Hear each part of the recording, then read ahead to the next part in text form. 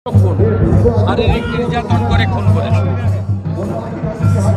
কারণ স্বাস্থ্য দপ্তর চালাচ্ছে ডাক্তার এসপি দাস,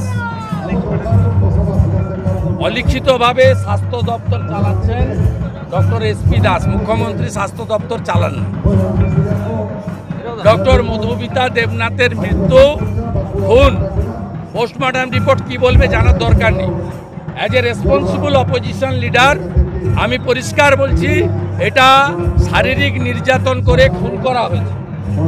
কলকাতার বুকে নামি মেডিকেল কলেজে এইভাবে শিক্ষার্থী পড়ুয়া ডাক্তারকে শারীরিক অত্যাচার করে খুন করা, এটা তৃণমূল কংগ্রেসের শাসনকালে আইন শৃঙ্খলা তো শেষ হয়ে গেছিল, এটা লাস্ট।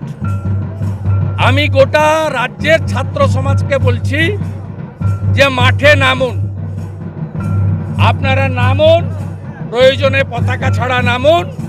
রাজ্যের অপোজিশন, প্রিন্সিপাল অপোজিশন হিসেবে, তার লিডার হিসেবে আমি বলছি যে পুরো রাজ্যের মানুষ আপনাদের সাথে আছে এবং ইমিডিয়েটলি স্টেট গভর্নমেন্টের উচিত সিবিআইকে কেস হ্যান্ডওভার করে দেওয়া। আর যদি না করেন, ওরা করবে না, তাহলে পরিবারকে বলবো যে আপনারা কোর্টের দ্বারস্থ হন। আপনারা যদি সহযোগিতা চান আমরা করব। আমাদের পক্ষ থেকে ওখানে সজল ঘোষ কাউন্সিলর সহ, ডাক্তার অর্চনা মজুমদার সহ অনেকেই আছেন। আপনারা যে কোনো ধরনের সহযোগিতা চাইলে আমরা প্রস্তুত দেওয়ার জন্য। শিলিগুড়ির পর জঙ্গলমহলে পর্যটক টানতে উদ্যোগ, ঝাড়গ্রামে 10 কোটি টাকা খরচ করে টাইগার সাফারি তৈরি করা হবে, মুখ্যমন্ত্রী তেমনটাই বলেছেন। এবং খড়গপুর ঝাড়গ্রাম ইন্ডাস্ট্রিয়াল করিডোরও তৈরি করার বলেছেন। প্রথম কথা হচ্ছে 10 কোটি টাকাতে কিছু হয় না।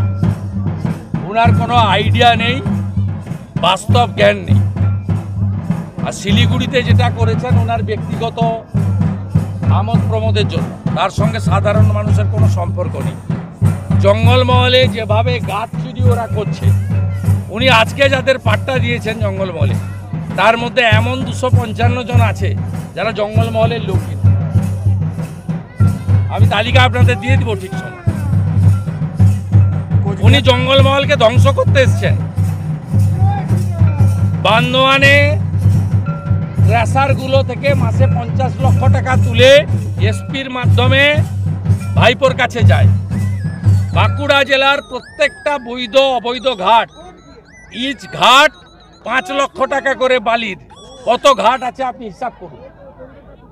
বৈধ ঘাট যদি 200 থাকে, 2000 অবৈধ ঘাট আছে বাঁকুড়া জেলায়, ইন্টু 5 লাখ হিসাব করে বৈভব তৈরি তুলে দিয়ে আসছে।